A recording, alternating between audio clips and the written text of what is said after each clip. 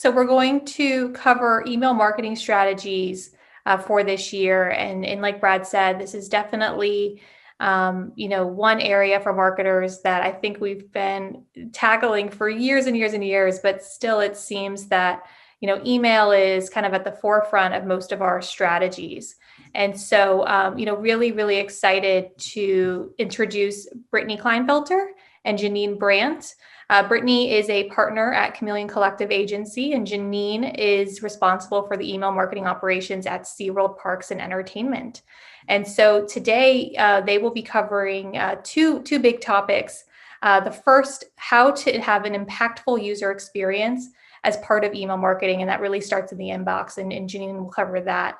And then second, Brittany's going to cover how mobile is impacting the entire customer journey and some things to look for. And we should have some time for Q&A at the end. So hold your thoughts. Make sure to use the Q&A tab if you have any questions at all. But with that, I'm going to pass it right over to Janine.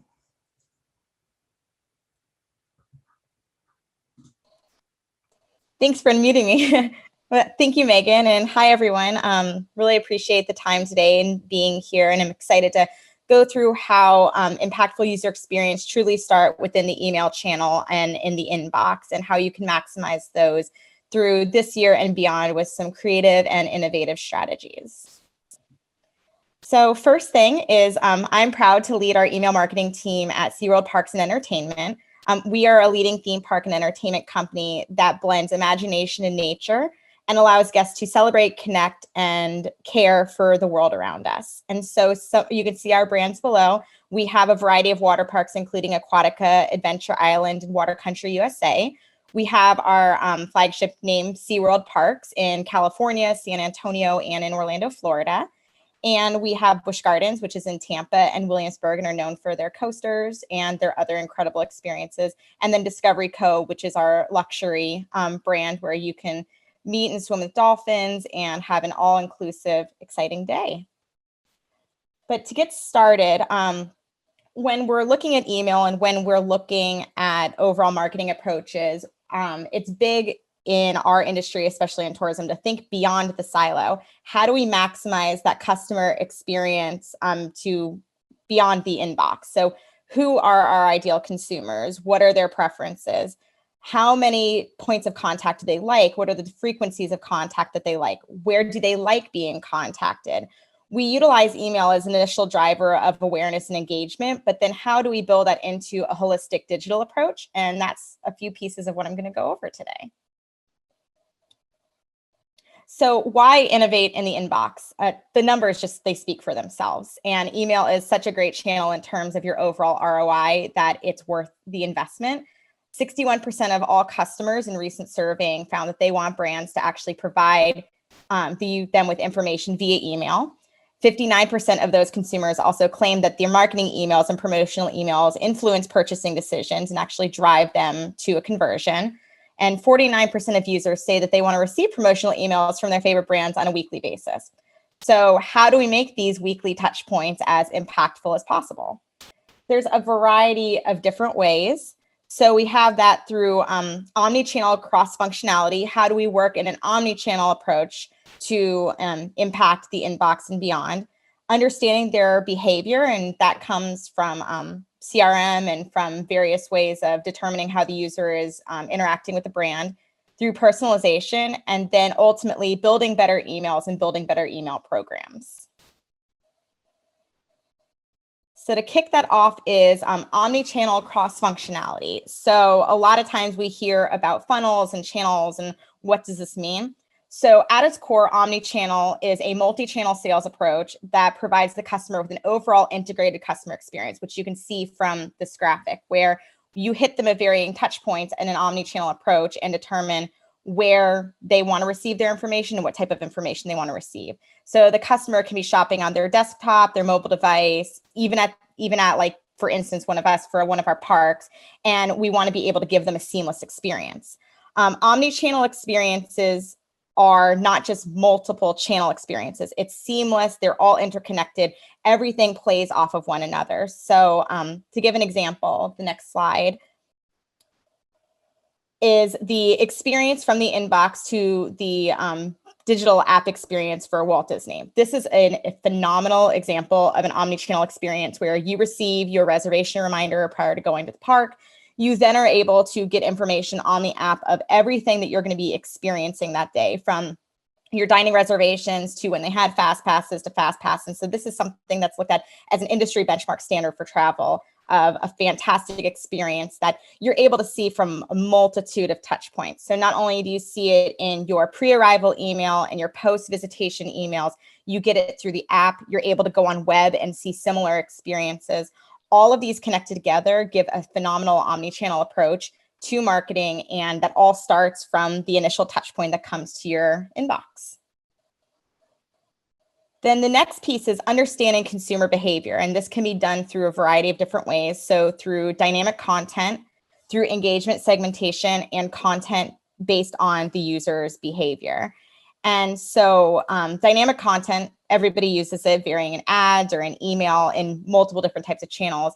It's based on user signals, including their in-session behavior, their user data, user characteristics. And this is something that marketers can utilize in email and in omni-channel to provide different types of content, which I'll be showing in other examples. Then for engagement segmentation is just hitting users the way that they want to be contacted. So understanding their opening and click-through preferences. Is there seasonality to it? Are they consumers based on like promotions or on events? That's something that we really try to determine at our parks. Is somebody opening because it's a promotion or a sale? How are they interacting with us on a seasonal basis? Is it during the summer because they're coming on summer vacation? So we try to develop segmentation that'll allow the user to be contacted when they want to be contacted and in the way that they want to be contacted. And then similar is the content based on behavior is just like dynamic content. What is the user doing on our website? Do they abandon their cart? What types of automation emails can we send them to drive them back to that conversion or drive them back to that experience? So all of these are just a few examples of understanding the consumer behavior. And then on the next slide can show you some examples of that. So this is not just done obviously in the travel industry, it's done everywhere. And these are just some examples that I really liked and also personally hit me because I've received a few of these types of examples in my inbox.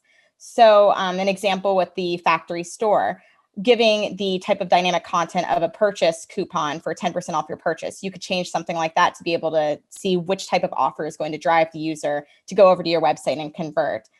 Based on, are your preferences typically on the website for female clothing, male clothing? Is there a specific bucket that you're typically going into onto the site? And another example of this is like a re-engagement email. If somebody hasn't opted or somebody hasn't interacted with one of your emails in a year, what would we be able to do in order to entice them back to being an opener and back to being a part of the engaged portion of our bucket? And so this St. Jude email does a really great job from the nonprofit sector of doing that, of we miss you, we want to see you back, learn more about our stories in an attempt to engage them back to the website through a solid click-through. And then one of the most enticing ones that I've seen are from different types of experiential marketing like StubHub, where they show preferences based on your prior preferences. You may have attended a show that you purchased a ticket through them. They're able to show you ones that are similar to that, have questions. There's just lots of interactive elements that are actually inside of this email, which make it extremely impactful to then drive that experience out of the inbox and onto the website to end up making that conversion. And all of this ties very much into personalization, where you capture all of these behaviors, you learn from it within your CRM system, and you are able to render responsive, personalized experiences. And personalization, now more than ever, brands are utilizing this to create impactful experiences in the inbox. So not just first name anymore. It can be any type of piece of dynamic content, from products to the overall, like how your user journey was throughout the year, which I have a few examples of that. But what people are finding in the industry is that click-through rates improve by an average of 14% when utilizing personalized email messages. And 74% of marketers actually think that engagement is increased by overall targeted personalization. And they typically have higher conversion rates, which is the main goal in any type of industry, whether it be e-commerce or tourism. And about 6 times higher in terms of overall transaction rate when there is personalization attached. So that's something that we've been working on pretty heavily, and is finding ways that we can better personalize our emails and better personalize the inbox experience. And there's dozens of other findings why to personalize, and there's dozens of ways to personalize, and that's through dynamic content. And in a few of these examples that I'll show here. So first, though, what are some of the most effective personalization tactics? So we talked about segmentation, segmenting your audience into the type of communications they'd want to receive. So an example for this is something that we do with our parks is understanding where the user is from as just a generalization and being able to provide them offers that would best be an approach for them. So if they're in our overnight market that they would probably want to stay at a hotel, how can we incentivize that with a vacation package offering instead of just a ticket package? Individualized messaging, behavior triggered emails, all of these are huge keys to personalization.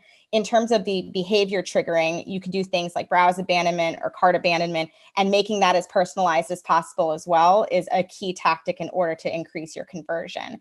And then there are other pieces here as well where it's showing the omni-channel approach of your social media integrations, individualized and targeted landing pages where you can even do targeted offer based messaging. So do they resonate more with a percent, or do they resonate more with dollars off if you're doing a promo? And then also self-managed preference centers, allowing the user to be able to understand what type of experience that they want and give that information to you so that your segmentation can be more targeted to that. Then some great examples here from a variety of different industries where you can see cart abandonment example from ASUS, where if you're still thinking about it, you can proceed to checkout with the type of product that you actually had in your cart. This is a fantastic tactic in order to drive up your conversion and drive up those missed opportunities from the initial touch point when they're making a purchase on the site, as well as also giving some examples of other products that you might be interested in. So an example for that with us would be you tried to abandon your cart when purchasing a ticket. What would we also be able to do to incentivize you coming back to the cart and end up purchasing the overall product or a package to come to one of our parks? So an example would be adding on another experience, or like our all-day dining as an additional upgrade messaging inside of the email to give the user more opportunities. I personally love the Southwest example where you're able to see the total number of flights that somebody took, the destinations, miles flown, and it just has the feeling of their brand. It feels wholesome and fun and engaging, and that's something that the user wants to feel when they open their inbox rather than just another generic, here's some information email. Again, similar with Nest, this is actually a monthly report of what they did with their Nest at their home, which that's a really engaging email to be able to, this is not something necessarily that the user might open all the time based on the company. So being able to drive those unique and personalized experiences make that even more beneficial. And then I just loved this year in review email that has so many different metrics based on what the user did on the site. So you can see 67 blog posts and articles are actually viewed. You can see the total like trend lines of numbers that are individualized. And there's just a lot of data and a lot of information here that the user would be able to understand how they interacted and marketed with the brand. And so I've seen a lot more of these year in review emails, and it's something that we would love to be able to implement on our end with our parks with more robust segmentation and data capabilities. And they're just phenomenal ways to further engage your user.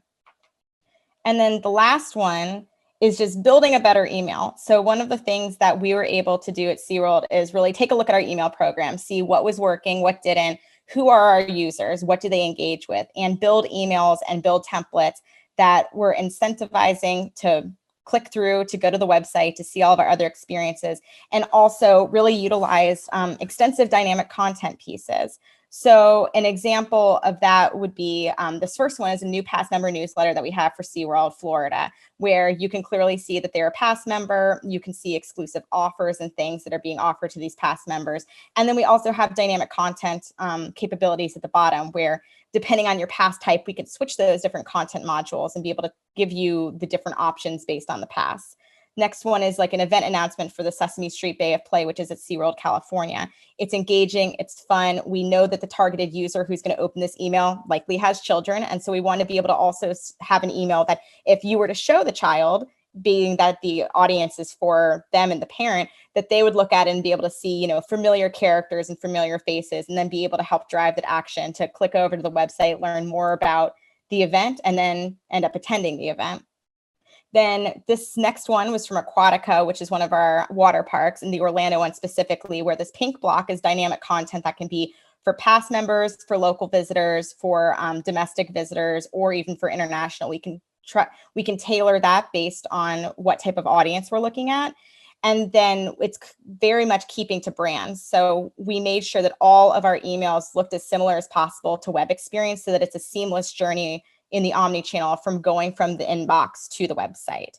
And then the last one here is for Busch Gardens Tampa Bay, which was announcing their new giraffe bar. And you can see lots of elements of creativity and fun. So you have some giraffes in there and have the giraffe overlays, which is something that we've never done before, and try to make it as creative as possible. But then it also has that dynamic block at the bottom, and it has information that can go for past members if there are specific past benefits of visiting. You can add in offers and offer details, and then building these emails and building these templates the way that we did, we're easily able to swap out content blocks and be able to keep everything as streamlined, clean, and holistic as possible, so that when you receive one of our emails, you're understanding that it's an email from SeaWorld Parks and Entertainment and whichever specific park that you opted into. So this has been one of the most exciting exercises I've had while being at SeaWorld, is being able to develop new creative and new processes to make the emails as engaging and enticing as possible for the user. And finally, when the customer comes first, the customer lasts, and understanding how the customer is inside of their inbox, what they like from a personalization perspective, and what type of content they're trying to get will ultimately allow the customer to last and keep them engaged, keep them on our lists, and eventually turn them into an attendee of one of our parks. So that is my piece on all things personalization and how inbox strategy works with your overall marketing approach. So thank you, and I'll be here for questions at the end. Thank you so much, Janine. That was great. I loved all the examples you showed. Obviously, I'm partial to the animal templates, as you know, but no, it was just really great to kind of see that, throughout the different strategies you shared, every industry can benefit from them. And I think we're seeing a trend right now in email where, everyone gets a lot of emails. I get hundreds of emails almost every day. And to be able to stand out and to be able to create that relationship and build that loyalty is just so important, to be able to, retain that engagement over time. So thank you so much for sharing those. And we're going to go right into our next email strategy session. And so this is from Brittany, and she's going to talk about how mobile is impacting the customer journey. So over to you, Brittany. I am lost in thought right now, thinking about going to Sesame Street as a kid, and I'm just so happy to see that it still exists. That's great. So for this portion of the presentation, we're going to sort of take it back to basics a little bit. The mobile world has changed so much since so many of us joined the digital marketing space. And now we're starting to see this change from going to desktop to mobile. So largely today, we'll be talking about email design, and how this entire customer journey can be improved if we take some mobile elements into account. So to start, just to give you a little background on Chameleon, we're a hybrid consulting and marketing services firm. We provide lots of different types of assistance to the clients that we work with, everything from interim marketing leaders to experts that actually do day-to-day execution. We've worked for many of the Fortune 1000 companies, and we are officially over 100 consultants within our group. So it's time to go mobile first. A lot of us, especially those of you on the call that have SEO experience, are probably biting your nails thinking about the new Google algorithm update that's coming in May. I'm definitely right there along with you. And so this new algorithm update is really putting mobile first. It is using PageSpeed Insights and Lighthouse to see how quickly a website loads, amongst many other things. And so really long gone are the days of non-responsive websites of 2006. Google is favoring that mobile experience, and they're actually starting to prioritize websites that are mobile friendly in their search results. And so if we start to think about that, we want to think, are our ads matching? Do the emails match? There's so many different things that come into play in the mobile landscape. And here are a few, right? We have digital advertising, so paid social, paid search, display retargeting. We have offline and direct pieces that can point to your website. We have some thought leadership pieces for those of you that are in the B2B space through white papers and case studies. If you're in retail, you might have cart activation and email marketing, especially regardless of what industry you're in. Maybe you do some content syndication and organic media through PR, guest blogs, and you're likely trying to drive organic traffic to your platform as well. And then finally, we have customer loyalty and word of mouth programs. Sometimes refer a friend campaigns will fall in here too. So when we talk about email, what I like to say to the clients that I work with is, what emails do you like reading as a person, and then make a list of reasons why. I love food, so I'm using Goldbelly as an example here. I think they have a great business model, especially during the pandemic. I love their bright calls to action. I love how their products that they're promoting from these restaurants is really the focus and the highlight. You know exactly what you're getting when you get those emails. So what is it that you like about the emails that you're reading? Is it that it's short copy that's easy to digest and read on mobile? Do they have straightforward imageries? Are the calls to action nice and bright and easy to find? I have a list here of some emails that I really enjoy, and I'm sure that as you're listening, you're thinking about some brands that you love too. So the first step really is defining your goals. So whether you're selling a mattress or you're trying to get folks to RSVP to your webinar, or in Janine's case, you're trying to bring them into the park or maybe upgrade your package, you want to make sure that call to action is large and in charge. It should be above the fold. It should be so easy to find that somebody can quickly tap on it and come to your website. Then we like to talk about outlining a testing strategy.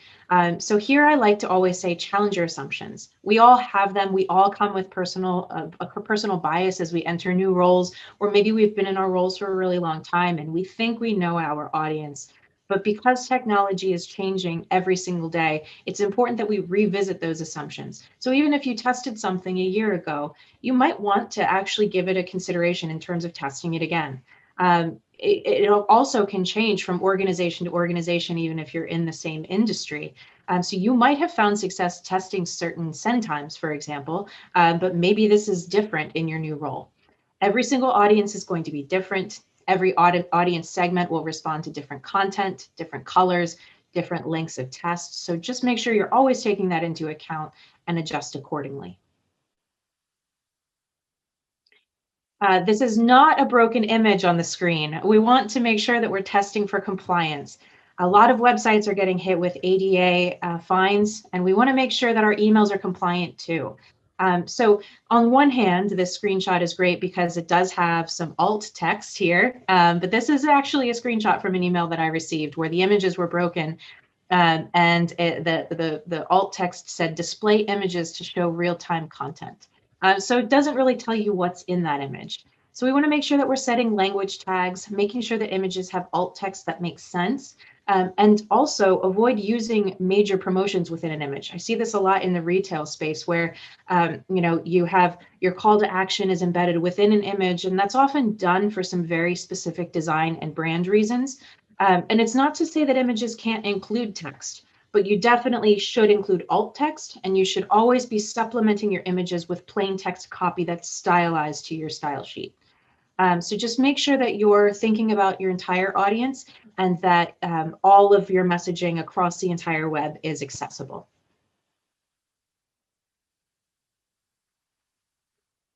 Web design versus email design. The email marketers on the call are going to probably share this sort of pain point with me. And so if you're familiar with email design, it's very, very different from web design. Background images don't always work. Things are not going to be as pretty as much as we want them to, and that's if you're doing it right. So we talked about using images in the last slide. And so here, as one example, the fonts that you're using on your website might not be email safe. So we do have a couple of examples of email safe fonts that you can use. And even if they aren't your brand font, you'll still need to select one as what we call a backup or fallback font. Otherwise, your email program is going to do it for you. And I'm looking at everybody here that is in the B2B industry. You're going to have to deal, unfortunately, with Microsoft Outlook, which we all love, but email design just doesn't always look great in that platform. So always make sure that you are testing your designs across different browsers. I highly recommend using email on Acid. They do great cross-browser, cross-device testing, and dark mode as well, which I know is a topic on a lot of people's minds. So it's just really important that you take your email design into account and make sure that you're setting expectations internally, that while we want things to match up from a brand perspective, it's not always going to be one-to-one. I mentioned dark mode. I'm a big fan of REI. I love REI, but I'm using them as an example here. On desktop on the left, you see what that email is going to look like if you open it up in your browser. On the right-hand side, I use dark mode on my phone. My eyes are getting older. It's a little easier for me to read screens for longer periods of time. But you do see how that image looks a little different. I can still read it, but we just might want to take into account what that dark mode is going to do for the different types of images that we're using. So if your email is going to be easy to read on mobile, it's probably going to look great on desktop too. And I would also emphasize here that Apple iPhone's built-in client is the most popular email client. So, we always want to make sure, again, that we are designing for mobile first and foremost, and then testing it across all of our other platforms. Continuing on my favorite theme of dark mode, here we have two different examples of designs in the retail space. On the left, you probably are going to recognize this brand. We have a popular e-commerce store that sells home goods. On the right, we have a mattress retailer. Just take into account both of these designs, and I'm not saying one is right or wrong by any means, but both retailers are approaching it differently. In both cases, we have bright, large call to actions. They pop, they're very easy to see. And I do kind of like on the right-hand side how we're using a different background color to try to make that messaging pop a little bit more. And then test. So we talked about setting a testing strategy before. We want to make sure that we continue to do that. We talked about Outlook. It can just be such a beast to accommodate. So if you are going to be sending out emails, if you're setting that testing strategy, again, supplement everything that you're doing with a testing tool. Use your CRM to really utilize your data, constantly segment, try new things, and try new things often. And then finally, just a quick wrap up. Again, your sort of checklist for success, if you will. Find some brands that you love and try to understand why it is you love them. Define your goals, whatever is relevant for your business and your industry. Outline what that testing strategy is. Get it in writing. Get the entire team on board so you're all moving towards a common goal. Check for compliance so we aren't missing opportunities if images aren't downloading. Keep into account that web design is different from email design and things might look differently. So make sure that you're working with your design team to plan accordingly. Always design mobile first and you'll be set across device, and then continue to perform extensive device testing to the fullest extent possible so we can make sure that we're delivering a seamless experience.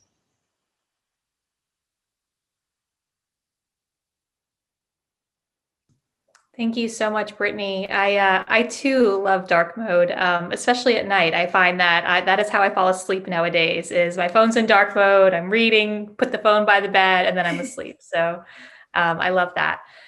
So we do have some time for some Q&A. We have a couple that have come in already. This first one actually is for you, Janine. How do you think about segmentation as you scale your email audience and personalization strategy? Definitely. So segmentation has become a huge part of our email marketing strategy as well as our automation strategies. And being able to understand the consumer, the touch points that they like, the time of year in terms of the seasonality, those have all been really beneficial. So with being in the theme park industry, we know that we have consumers who are part of the local audience, what we call like the domestic overnight audience, where it's an easy drive in, drive out for them to one of our parks. Our domestic audience overall, who they likely will need a hotel room and they probably are coming for a multiple day trip. And then obviously as travel picks back up, we do have international tourists, especially to some of our destinations in Florida. And so what we've been able to do is identify those, to identify how often they actually engage with us and build out engagement segmentations based on that and build out personalization from that. So one instance is with our park in Tampa, with Busch Gardens, Tampa Bay. we have vacation packages that we have typically sent to the domestic audience. That is pretty much like if you purchase a vacation package with a partner hotel of ours, you also receive tickets, and there's a lot of other different benefits that you can get from partnering through one of our packages. We've typically sent that just to the domestic audience, but recently with both them and with SeaWorld Florida, we've been doing some testing surrounding what does it look like when we send these to our other audiences. So like our locals for staycations or our domestic overnight, to turn their one-day trip with tickets into maybe a multiple-day ticket opportunity, multiple-day vacation opportunity. How do we drive those individuals to then purchase and convert into a pass based on some of their behavior? So we've done extensive testing on this, and we're still doing a lot more testing, and knowing that 2021 being after the crazy year that we had in 2020, the tourism industry is a lot different. We're having to be more strategic and innovative with the way that we engage with our consumers, and know also engagement wise, it may not be the right time for them to be interacting with us. They might not be ready for another vacation just yet, or to come and visit us. How do we tailor those engagement segments to make sure that we're getting solid KPIs? We're not exhausting our IP addresses by sending to non-engaged users. So those have just been a few examples, but we're constantly tailoring them as well, tailoring the way that we do offer messaging. So the possibilities are limitless, and we've done a lot of new research based on where we are now in 2021 compared to where we were last year. No, that's great. It's funny that you mention things are different. And so you're treating your segmentation different, because we often see with a lot of our retail customers that they have customers that may only buy from them during the holidays. I mean, I know there's some brands that I only shop from around Black Friday and for the holiday season. And so we've seen, some customers start to segment based on, hibernation periods. So you may have, I'm sure in the travel, people who only will come to the park during summer vacation, right? And I think that's an interesting way to think about it, because every business has some level of seasonality, and to be able to cater your strategy based on who's active, who's engaging, and when, I think is just such a valuable point that, marketers need to take away, because so often we get into this, batch sending when it comes to email, and being able to, have a strategy that's more, again, focused on the user and on the customer is just going to pay off in the end. So that was a great response. Right. And one other quick thing to add to that too is understanding that we have multiple parks in multiple different areas of the country. Not all those lists perform similarly too. So we would consider our Florida parks to be much more tourism driven. They obviously do have good local audiences as well, but they may be a little bit more tourist driven. So how do we tailor each individual audience segmentation per each of our parks to be driven toward what that ideal audience is? And I'm sure that's a challenge, having to manage all of those parks and audiences. Gosh, I can't even imagine. So this other question that came in, this is actually expanding, Brittany, on what you talked about in terms of dark mode. Are there any other best practices that you can share for dark mode design and testing? Yeah, so in terms of best practices, these devices kind of unfortunately have a mind of their own. So, keep like PNGs as an example, keep things like that in mind, where you might just need to force set your background. Fonts, Google is going to just pick whatever sort of similar color they think is relevant. It really is just like designing emails for Microsoft. It's a beast to design emails for dark mode. And unfortunately, there aren't a ton of great best practices out there. So a lot of times your brand colors will work. If you have body copy, you might want to stick to a neutral color so you don't have to worry about what that's going to change to. And I say this, keeping in mind, if you can design out your emails and thoroughly test them well in advance of when you need to send them, that's going to help with a lot of this. So this is an evolving process. This is going to change over time. I wouldn't try to, change all of your templates for a send that you're doing tomorrow. It's going to take a while to get that into play. Yeah. Yeah, it's interesting too, because I think dark mode's still so new to so many brands, and it really requires them to change and update templates and designs, and that definitely can take some time to work on. So starting slow, I guess, is probably the best. And steady. Okay, so another one. So this is referring more to templates and testing. This one I think would be good for you, Janine. How have the improvements to your email templates and testing strategy impacted your business? Oh, and you're on Sorry, mute. muted. Yeah, that's a great question. And this is something that we've really started to do really beginning in February. And it's already seen a dramatic turn in terms of the way that our users are engaging. So we've already seen by some of our testing strategies with segmentation, we've seen increased open rates. But then once the user is inside of the email, we're seeing much higher overall click-through rates, and our unique click to open rate has dramatically increased. I think in one of our template examples, it was by 34%. So it's just driving more users to the website. It's driving up our overall engaged audience. And we're finding that people, especially in our past member segments, are much more engaged compared to what they had been in the past. And that's a huge key audience for us. Our past members are our loyalist fans. And we want to make sure that they're receiving all the communication surrounding their benefits, events, different things like that as effectively as possible. But in just the short period of time that we've been doing it, all of the new templates have really shown that they're driving up demand in order to get opens and clicks through. But one of the bigger things too is with the new templates, we've been able to make them responsive for every single device, which I know in terms of Brittany's presentation, it's important to be thinking mobile first. Most of our users are on mobile. And so that's been a really big improvement for us. And we think we're seeing some increased click-throughs specifically because of that. I actually have one quick thing to add to that because Janine just jogged something in my memory. A lot of times we'll have a conversation about, a lot of folks are using mobile, in terms of opening up their emails. And so that's one thing to take into account. But recently I've had some clients say, well, our users are only on desktop, so none of this applies to me, right? Wrong. And kind of going back into that Google algorithm update, which is a little bit different than what we're talking about with email. Even if your audience is mostly on desktop and coming to you through desktop devices, you're still going to have your website prioritized mobile first, whether that's your audience or not. So just keep that in mind too. Thank you for jogging my memory on that one, Janine. All right, and so we have time for one final question. Brittany, I think this is for you based on the Google slide you had shared. Can you talk a little bit more about that Google update that's coming and how it impacts your overall digital and mobile experience? Absolutely. This is a really big change. This is one of the few times in my career that I've seen Google say, hey, we're doing this and this is when we're going to do it and you should get ready in advance. So if you aren't already aware of this update, this is going to be one of those substantial algorithm updates similar to the one that we saw happen on December 3rd. So what it's all really sort of focused on is page speed. You should use tools like GTmetrix, use tools like PageSpeed Insights, run not just your home page, but maybe 10 of your key priority landing pages through each of those tools to see how they're loading.